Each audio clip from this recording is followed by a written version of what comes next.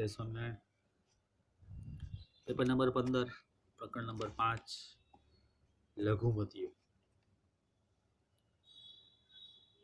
લઘુમતીઓ માટેની નીતિ એની અંદર આપણે શું ભણવાના છીએ એ પહેલા આપણે જોઈ લઈએ. લઘુમતી એટલે શું? ભારતની લઘુમતી માટેની નીતિ દર્શાવો, આવો પ્રશ્ન જે છે તમને પૂછી શકે છે. એમાં આપણે લઘુમતીનો અર્થ અને ભારતમાં લઘુમતીઓ માટેની નીતિ જે છે એ જોવાના છે. લઘુમતીઓ માટેની નીતિમાં કુલ 4 મુદ્દાઓ જે છે આપણે અભ્યાસ કરવાના છીએ. એમાં પહેલું બંધારણીય જોગવાઈ.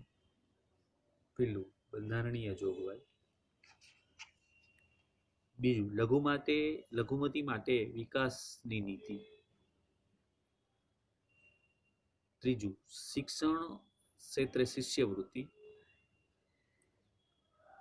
એટલે ચોથું લઘુમતીઓના વિકાસ માટેનું નાણાં નિકાલ.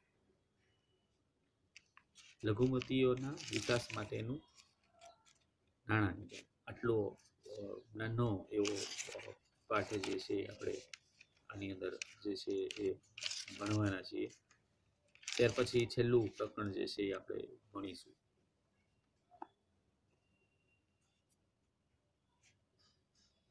લઘુમતીનો અર્થ.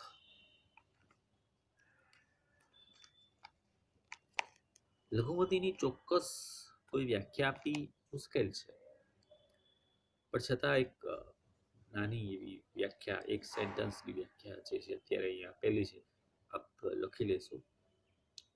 લઘુમતી એ બહુમતી જૂથની સરખામણીમાં સાપેક્ષ રીતે નાના લોકોનો સમુદાય છે. લઘુમતી એ બહુમતી જૂથની સરખામણીમાં સાપેક્ષ રીતે નાના લોકોનો બનેલો સમુદાય છે. આ એવું જૂથ છે જે બહુમતી જૂથ કરતા એકદમ નાનું છે. લઘુ એટલે નાનું. જો આ દ્રષ્ટિએ ભારતમાં, એટલે કે ભારતની અંદર જો આપણે જોવા જઈએ તો આ દ્રષ્ટિએ સરકારે મુસ્લિમ, શીખ, ખ્રિસ્તી, બૌદ્ધ, પારસીઓ અને હાલ જૈન લોકોને લઘુમતી તરીકે જાહેર કરેલું છે. એટલે કે જૂથ નાનું છે. હવે આ નાનું જૂથ છે એટલે એ નાના જૂથ ક્યાંક પછાત ન રહી જાય, એમાં પણ સામાજિક પરિવર્તન આવે. જો આ બધી જ માથાકૂટો આપણે ક્યાંક ને ક્યાંક સામાજિક પરિવર્તનને ધ્યાનમાં રાખીને કરી રહ્યા છીએ. એટલે કે એનામાં સામાજિક પરિવર્તન આવે એટલા માટે જે સરકારે પગલાં લીધા એની ચર્ચા ભારતમાં લઘુમતી માટેની નીતિ, કે કઈ એવી નીતિ હતી કે જેનાથી લઘુમતીનો વિકાસ થયો અને સામાજિક પરિવર્તન એનામાં પણ આવ્યું, એ વાત આપણે જે છે એ કરવાના છીએ. પહેલું છે બંધારણીય જોગવાઈ. કલમ 14 થી એમને કાયદા, સમાનતા, સમાન રક્ષણનો અધિકાર આપવામાં આવ્યો. કલમ નંબર 15 થી ધર્મ, જાતિ, જ્ઞાતિ, લિંગ અથવા જન્મ સ્થાનને કરાતા ભેદભાવનો નિષેધ ફરમાવવામાં આવ્યો. કલમ નંબર 25 થી તમામ લોકોને ધર્મ સ્વતંત્રતાનો હક મળ્યો. કલમ નંબર 26 થી તમામ ધાર્મિક સંપ્રદાયને ધાર્મિક બાબતોનું વહીવટનું સ્વતંત્ર મળ્યું.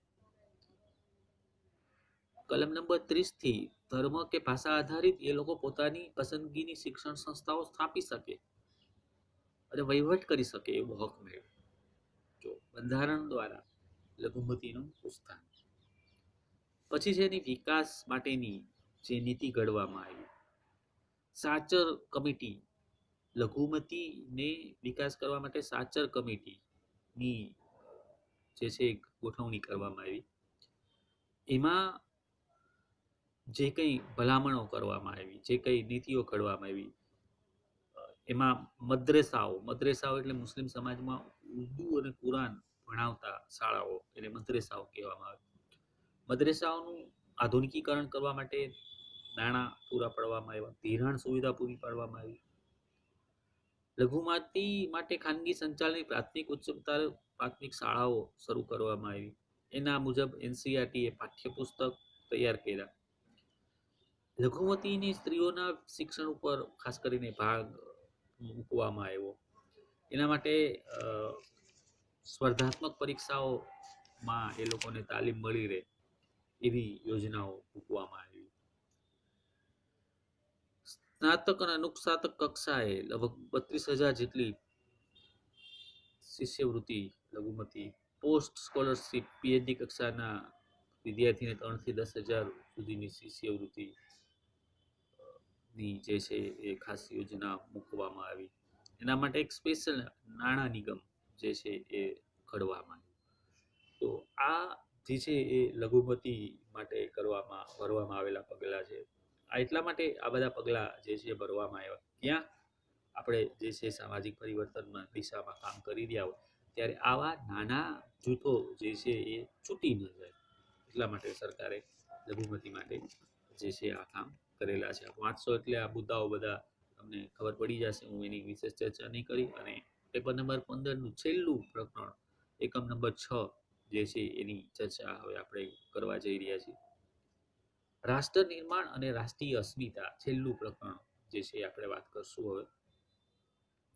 એની અંદર આપણે શું ભણવાના છીએ? રાષ્ટ્ર અને રાષ્ટ્ર નિર્માણનો ખ્યાલ, એમાં આપણે ભણશું રાષ્ટ્રનો ખ્યાલ અને રાષ્ટ્ર નિર્માણનો ખ્યાલ. પછી આપણે ભણશું એમાં રાષ્ટ્ર નિર્માણની પ્રક્રિયા, રાષ્ટ્ર નિર્માણની પ્રક્રિયા. આનો જે પ્રશ્ન તમને પૂછાશે એમાં એવું પૂછાશે કે રાષ્ટ્ર નિર્માણના ખ્યાલની સદસ્તાંત ચર્ચા કરો, રાષ્ટ્ર નિર્માણના ખ્યાલની સદસ્તાંત ચર્ચા કરો. રાષ્ટ્ર નિર્માણની પ્રક્રિયા ત્રીજો મુદ્દો, કઈ રીતે પ્રક્રિયા થઈ હતી એના કેટલાક 9 મુદ્દાઓ જે છે એ આપણે લખી લઈએ. પહેલું નિરાશ્રિતોને સમાવી લેવા, નિરાશ્રિતોને સમાવી લેવા. બીજું દેશી રજવાડાઓનું વિલીનીકરણ, દેશી રજવાડાઓનું વિલીનીકરણ.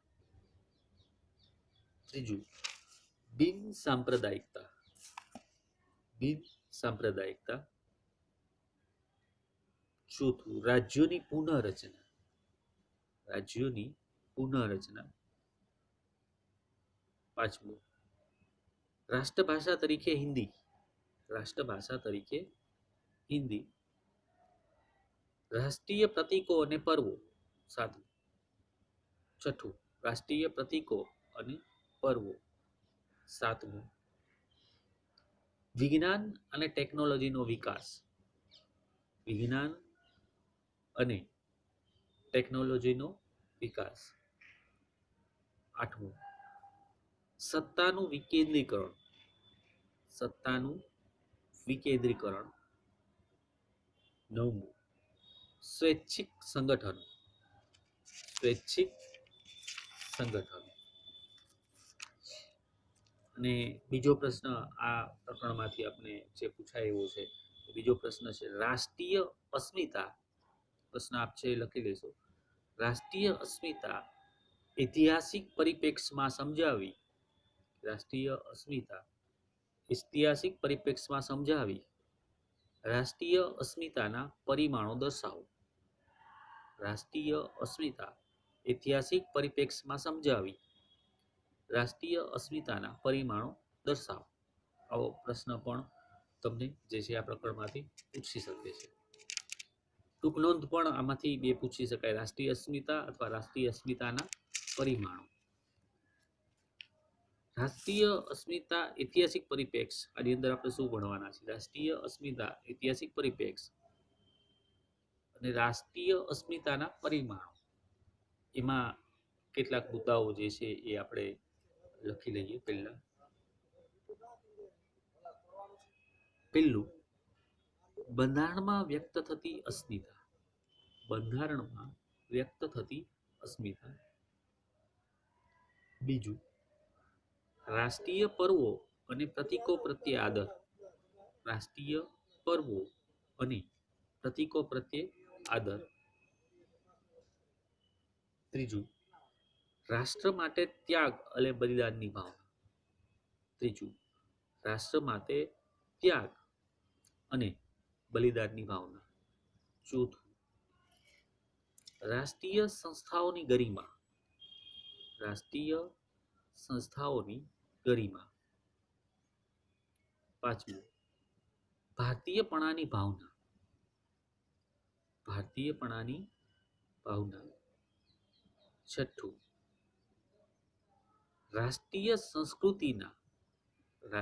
સંસ્કૃતિના વિકાસમાં વ્યક્ત થતી રાષ્ટ્રીય અસ્મિતા. રાષ્ટ્રીય સંસ્કૃતિના વિકાસમાં વ્યક્ત થતી રાષ્ટ્રીય અસ્મિતા. સાતમું, વૈવિધ્યપૂર્ણ સમૃદ્ધ સાંસ્કૃતિક વારસાનું ગૌરવ. વૈવિધ્યપૂર્ણ સમૃદ્ધ સાંસ્કૃતિક વારસાનું ગૌરવ. આઠમું,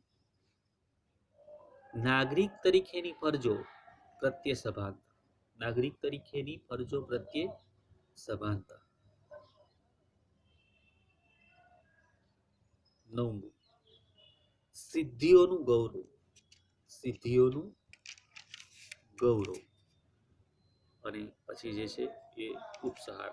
આટલી વસ્તુઓ જે છે એ આપણે આ છેલ્લા પેપર નંબર 15ના છેલ્લા પ્રકરણમાં જે છે એ ભણવાના છીએ. આની ચર્ચાઓ જે છે એ હું લગભગ 12 મિનિટનો વિડીયો આ જે છે થઈ ગયો છે. આની ચર્ચાઓ જે છે એ હું નવા વિડીયોમાં આપણી સાથે જે છે કરવાનો છું. તો ત્યાં સુધી આપની વચ્ચેથી રજા લઉં. જય હિન્દ, જય ભારત.